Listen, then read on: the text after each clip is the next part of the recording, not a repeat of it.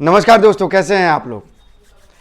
INDA गठबंधन में लगातार ऐसे ऐसे बयानबाजी हो रहे हैं कुछ पार्टियों के बीच में, जिसके बाद से अब वो समय दूर नहीं है जब आईएनडीए पूरी तरह बिखर जाएगा। समाजवादी पार्टी के मुखिया अखिलेश यादव को लेकर कांग्रेस ने बहुत तीखी टिप्पणी की है। कांग्रेस ने यह कारण बताया है कि क्यों मध्य प्रदेश में अखिलेश यादव को यानी समाजवादी पार्टी को कांग्रेस क्यों नहीं समर्थन कर रही है। इस पूरे बयान का आज हम एनालाइज करेंगे। आज आपको हम बताएंगे कि इस बयान के मायने क्या हैं और इसका रिपरकर्शन क्या हो सकता है, राजनीतिक रूप से इसका असर क्या हो सकता है। आज हम इसी पे चर्चा कर रहे हैं।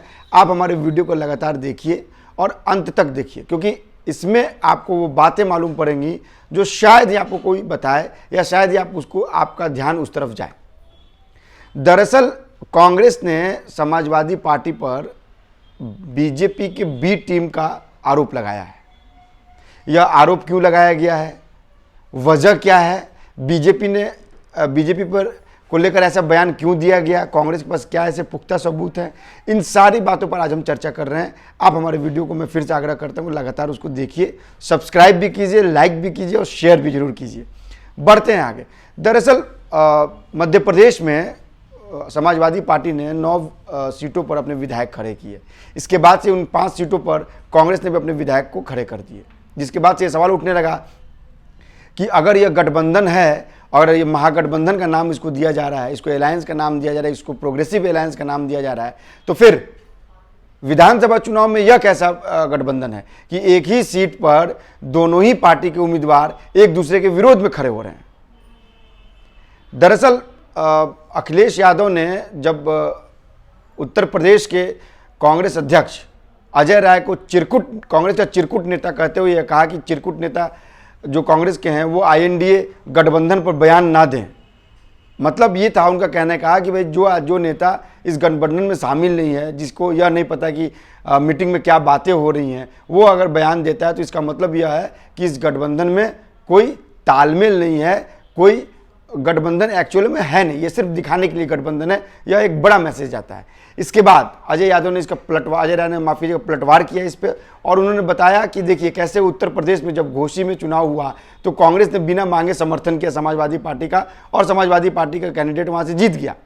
उसी समय बागेश्वर में चुनाव था और बागेश्वर में समाजवादी पार्टी ने कैंडिडेट खड़ा कर दिया, जिससे भाजपा का कैंडिडेट वहां जीत गया और कांग्रेस का कैंडिडेट हार गया। तो यह बताना चाह रहे हैं इस माध्यम से कि अखिलेश यादव जो है वो बीजेपी के लिए टीम बी का काम कर रहे हैं। हालांकि आपको मैं बता दूं कि समाजवादी पार्टी जो है वो सेकंड लार्जेस्ट पार्टी है उत्तर प्रदेश में, सो लिहाजा उसका स्टेक ज़्यादा है।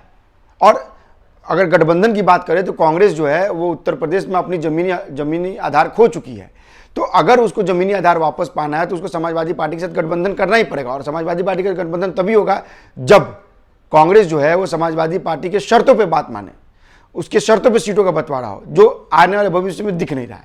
और मैंने आपको इसके पहले ही बताया था कि यह समाजवादी पार्टी जो है ना वो आप देखिएगा बहुत जल्द आईएनडीए गठबंधन से बाहर निकल जाएगी, क्योंकि समाजवादी पार्टी को यह लग रहा है कि जिस नीतीश कुमार ने इस गठबंधन को एक किया, सारे धूर विरोधी पार्टियों को एक साथ किया, उस नीतीश कुमार को आईएनडीए ने दूध की मक्खी की तरह निकाल कर फेंक दिया। ना उन्हें संयोजक बनाया, ना उन्हें पीएम पद का उम्मीदवार बनाया, ना ही उन्हें कोई पद दिया। इसके उलट आरजेडी सुप्रीमो लालू प्रसाद के बेटे तेजस्वी यादव को कोऑर्डिनेशन कमेटी का मेंबर बनाया गया। तो आप ये सोचिए कि जब ये सिनेरियो था तो अखिलेश यादव को यह बात पहले से पता थी। लिहाजा अखिलेश यादव ने साफ साफ अपने 9 कैंडिडेट जो हैं वो मध्य प्रदेश में खड़े किए थे आने वाले विधानसभा चुनाव में, जो नवंबर में होने वाले हैं, जिसके बाद से कांग्रेस ने भी अपने 5 कैंडिडेट वहां खड़े कर दिए। अब सवाल ये उठता है कि इस गठबंधन का स्वरूप जो है वो कहां जाएगा, यह कहना बहुत मुश्किल है, क्योंकि जो अभी बातें हो रही हैं पिछले 1.5-2 महीने से गठबंधन जो है वो सुर्खियों से भी बाहर है। इससे ये समझ में आ रहा है कि आने वाले दिन में गठबंधन जो है ये सिर्फ नाम का गठबंधन होगा और मुमकिन है कि इसका सीधा फायदा बीजेपी को मिलेगा।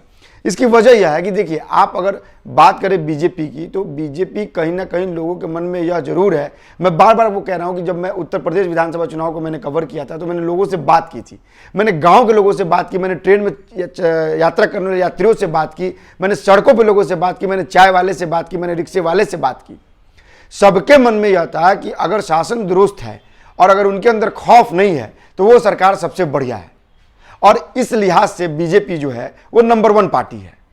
और यही वजह थी कि उत्तर प्रदेश में भी बीजेपी जो है वो दोबारा वापस आई, कई राज्यों में वापस आ रही है। और मुमकिन है कि यह धारणा जो है वो विपक्षियों को जच नहीं रहा है, क्योंकि विपक्षी ये मानते हैं, अगर आपको ध्यान हो तो उत्तर प्रदेश में जैसे ही यह बात सामने आई थी कि समाजवादी पार्टी लीड कर सकती है, उत्तर प्रदेश में एक तरह से कानून व्यवस्था चरमराने लगा था। तो यह एक बड़ा मैसेज है। जब उत्तर प्रदेश में जब यह मैसेज आया तो पूरा देश देखा, पूरे देश का ये कोई समझ में आया कि जब ये चुनाव में जब इस तरह का हाल है तो इससे लाख दर्जा, इससे लाख बेटर जो है वो बीजेपी है। क्योंकि बीजेपी ने उन मुद्दों को टच किया है, बीजेपी ने उन आम जन के मुद्दों को टच किया है, उन आम जन की व्यवस्थाओं को ठीक किया है जिससे सरोकार रोज होता है उनका। लिहाजा अगर आप देखें तो आपको ये समझ में आएगा कि कमोबेश मध्य प्रदेश में भी यही हाल है। मध्य प्रदेश में जहां तक मेरे सूत्र बता रहे हैं और जहां तक मेरा अपना अनुभव है, मध्य प्रदेश में सरकार के खिलाफ कोई एंटी इनकम्बेंसी नहीं है। इसीलिए सरकार ने वहां केंद्रीय मंत्रियों से लेकर सांसदों तक को मैदान में उतारा है। आप सोचिए कितनी बड़ी रणनीति है, केंद्रीय मंत्री से लेकर सांसद तक को विधायक के इलेक्शन में उतारना, यह बीजेपी की कितनी स्ट्रांग रणनीति है। आप ये सोचिए कि एक लोकसभा में 7 से 10 के बीच में विधानसभा होते हैं। अब आप सोचिए इनकी रणनीति क्या बीजेपी और विपक्षी दल तोड़ पाएंगे?